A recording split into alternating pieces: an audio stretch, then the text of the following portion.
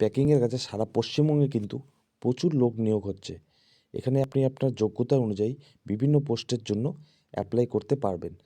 তবে পোস্টের জন্য কী কী যোগ্যতা আপনার দরকার, স্যালারি কত, রুম ফ্রি থাকছে কি থাকছে না, কী কী কাজ আছে, সেগুলো আমরা এই ভিডিওর মাধ্যমে জানতে পারবো।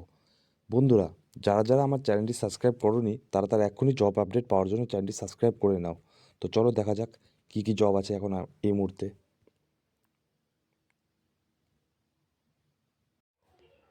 তো চলুন কিভাবে আপনারা এখানে আবেদন করবেন বা কিভাবে এখানে আপনারা অ্যাপ্লাই করবেন দেখে নিই। Production packing job recruitment. তো বন্ধুরা, জব ডেসক্রিপশনে আমরা দেখে নেব কারা কারা এখানে অ্যাপ্লাই করতে পারবেন, স্যালারি কত থাকবে, এজ লিমিট কত থাকবে এবং জবের কী রোল থাকবে। তো এখানে বন্ধুরা আপনি দেখতেই পাচ্ছেন টোটাল ভ্যাকান্সি আছে 155টা। Gender only male can apply, মানে শুধু ছেলেরা এখানে অ্যাপ্লাই করতে পারবেন, মেয়েরা এখানে পারবেন না অ্যাপ্লাই করতে। কোয়ালিফিকেশন এনি ডিগ্রি, মানে যে কোনো যোগ্যতায় আপনি এখানে অ্যাপ্লাই করতে পারবেন। এক্সপিরিয়েন্স নো, কোনো রকম এক্সপিরিয়েন্স লাগবে না এই কাজের জন্য বন্ধুরা। স্যালারি থাকছে এখানে আপনার 9,000 থেকে 14,000 plus PA BSI. Age limit থাকছে 18 থেকে 35 বছরের মধ্যে।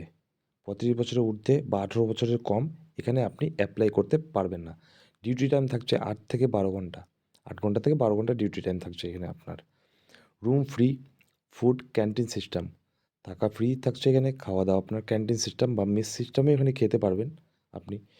26 থেকে 30 দিন ডিউটি এখানে আপনার থাকবে, 4 দিন ছুটি পাচ্ছেন আপনি।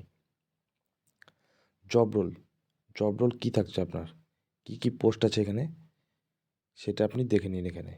Packing helper, packaging helper, data entry operator.